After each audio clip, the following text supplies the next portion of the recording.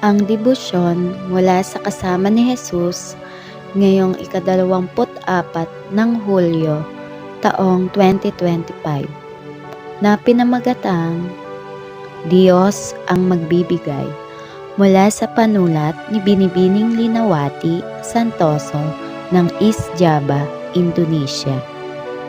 Atin pong basahin ang Mateo Kabanata 6, talata 25 hanggang 34.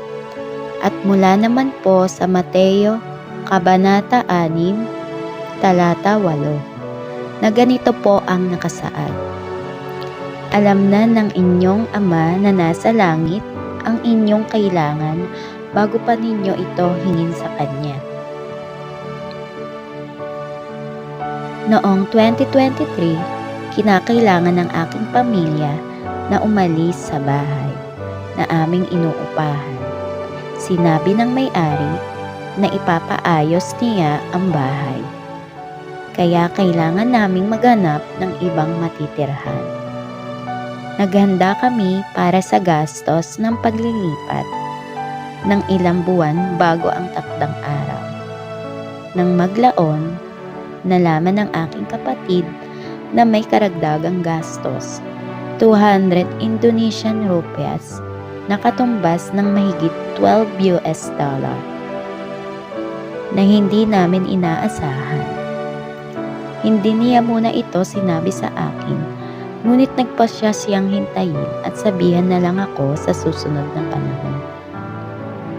Kinabukasan, nagpadala ako ng mensahe sa isang kaibigan upang ipaalam na kami ay lilipat ng tirahan.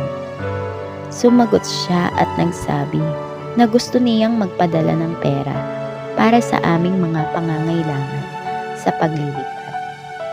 At ipinadala nga niya ito. Sinabi ko kay ate ang tungkol sa pera at siya'y tuwang-tuwa.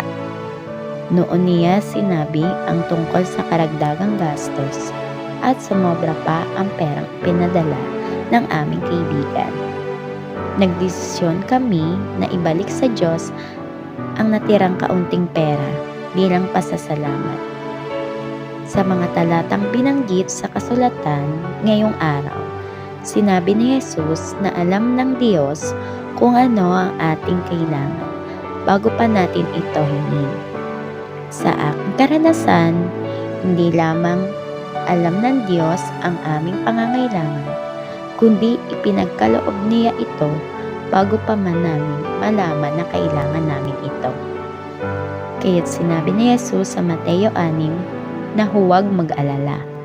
Mula noon, nagpasya akong hindi na mag-alala tungkol sa aking mga pangangailangan dahil ang Diyos ang nagmamalasakit sa akin. Ating pong ipanalangin ang mga walang tirahan. Tayo po ay manalangin. Mahal na Diyos, tulungan mo kaming magtiwala na alam mo ang aming mga pangangailangan at aalagaan mo kami. Amen. Isipin ngayong araw, alam ng Diyos ang aking mga pangangailangan at magbibigay siya ng kasagutan. Isang mapagpalang araw po sa ating lahat.